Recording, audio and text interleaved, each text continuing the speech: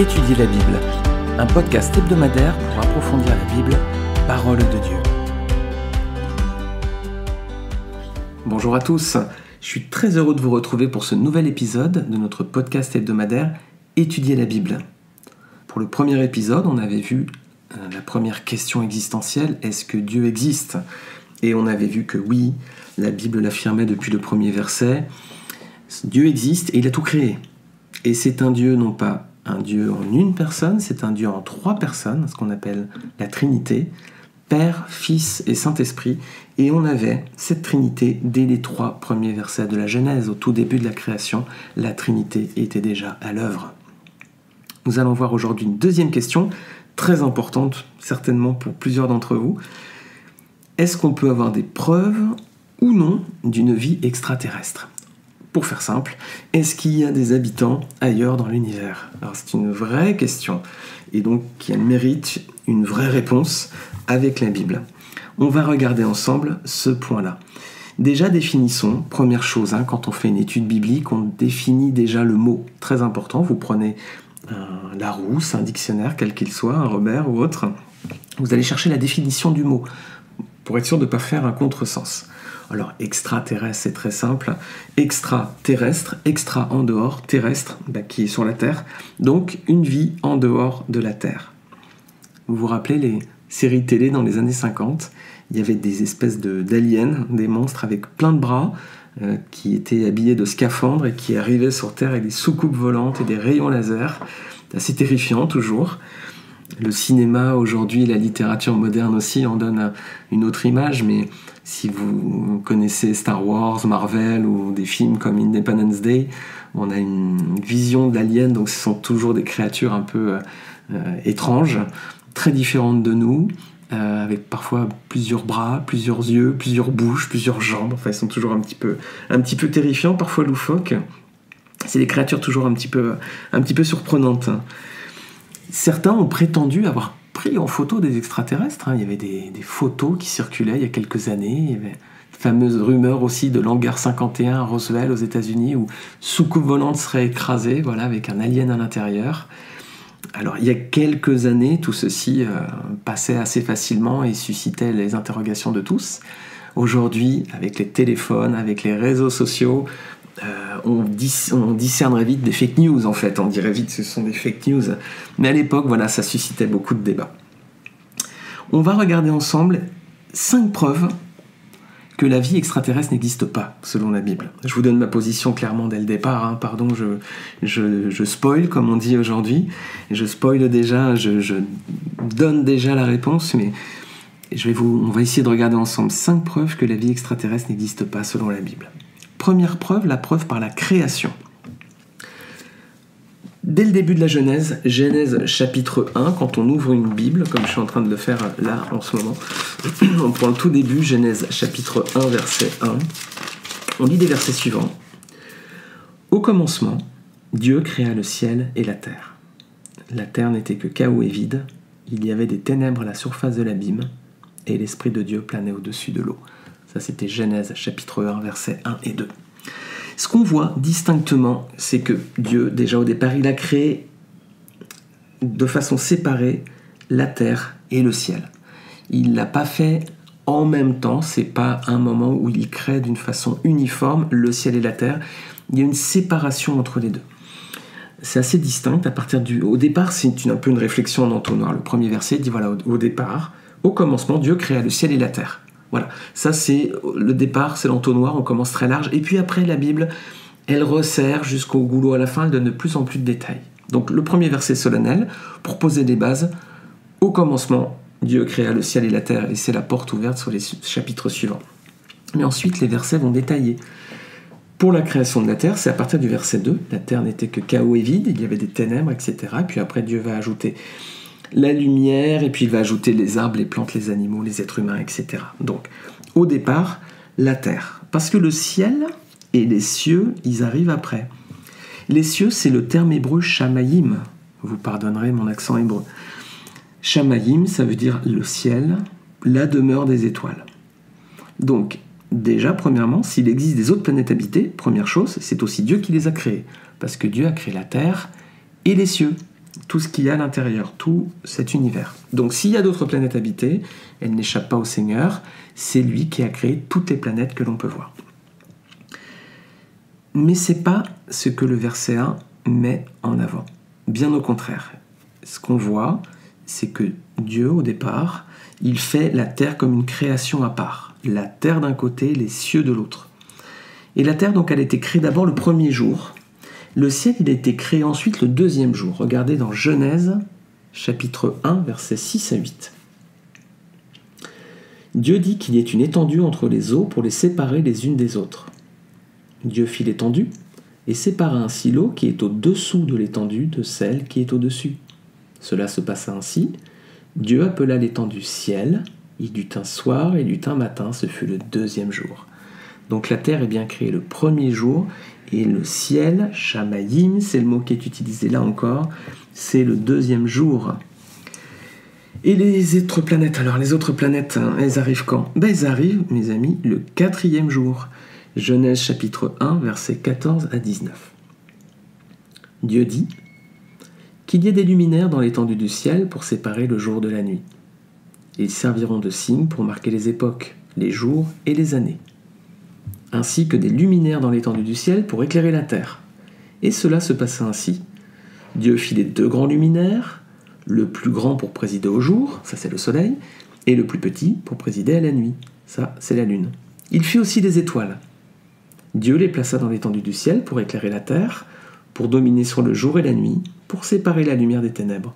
Dieu vit que c'était bon, il y eut un soir, il y eut un matin, ce fut le 4e jour. Voilà, les étoiles sont constituées le 4e jour, sont créées le 4e jour. Donc, Dieu fait bien la terre le premier jour, Genèse chapitre 1, verset 2.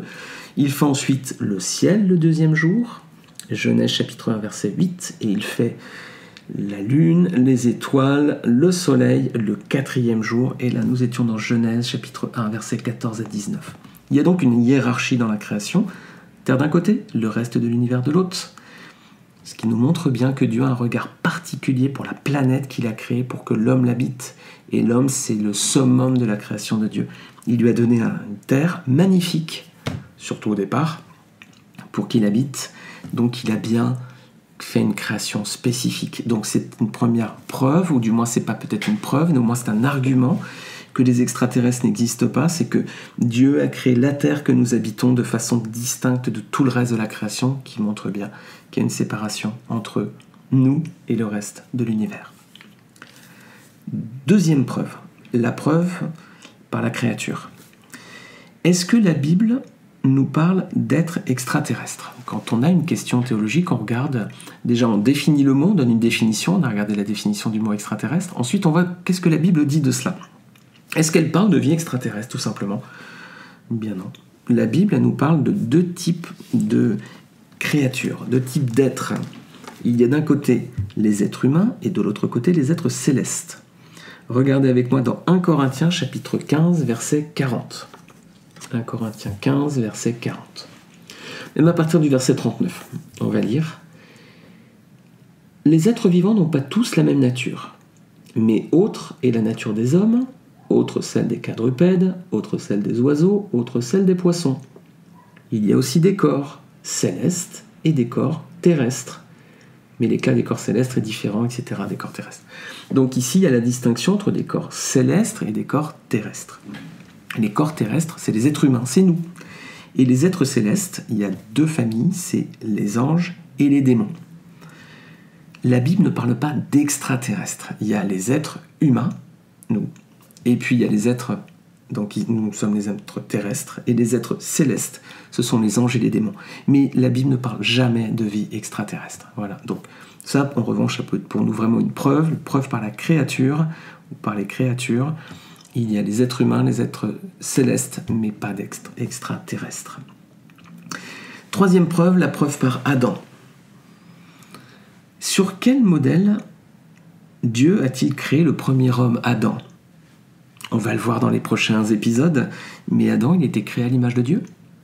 Et Dieu, c'est pas vraiment l'image qu'on a des martiens si on regarde Star Wars ou d'autres films de science-fiction, avec plusieurs jambes, plusieurs bras, plusieurs têtes. Petit, Forme de souris, couleur grise, c'est l'image qu'on aurait de Dieu. Non, Dieu en plus est esprit. Mais surtout, il a fait l'homme à son image. Et on voit bien aujourd'hui que lorsqu'on se regarde, on est tous constitués de la même façon. On a 2 bras, 2 jambes, une tête, 2 yeux, une bouche, un nez, 2 oreilles, etc. On est tous, même si on ne se ressemble pas, mais notre constitution est la même. Donc, si Dieu a fait l'homme à son image, et que l'homme ensuite s'est dupliqué de la même façon, eh bien ça prouve bien qu'il n'y aurait pas d'autres créatures dans l'univers, parce qu'ils auraient été faits aussi à l'image de Dieu. Mais alors, pourquoi nous on aurait 2 bras, 2 jambes et ils en auraient 8 ou 12? Il y a quelque chose qui ne serait pas cohérent. En tout cas, en plus, quand on imagine quand on revient sur les photos qu'on a pu voir il y a quelques années qui circulaient, c'est pas rationnel. Donc, première preuve par la création, deuxième preuve par la créature, troisième preuve par Adam, l'homme en général. Adam a été fait à l'image de Dieu. Quatrième preuve, la preuve par la rédemption. Le schéma de la Genèse, le schéma de l'histoire de l'homme, il se passe en 3 étapes. Création, chute, rédemption. L'homme est créé, ensuite il a péché, et ensuite Dieu a prévu une rédemption à travers le sacrifice de son Fils Jésus-Christ sur la croix pour les péchés du monde. Création, chute, rédemption. C'est l'histoire de l'homme en général, c'est notre histoire à nous, individuelle aussi. À un moment, nous sommes nés, création, nous avons chuté, nous avons péché, et ensuite Dieu nous offre la rédemption si nous l'acceptons. Pourquoi je dis cela ? Parce que quelles seraient les conséquences du péché d'Adam ? Péché originel, Adam et Ève pêchent, ils mangent le fruit interdit.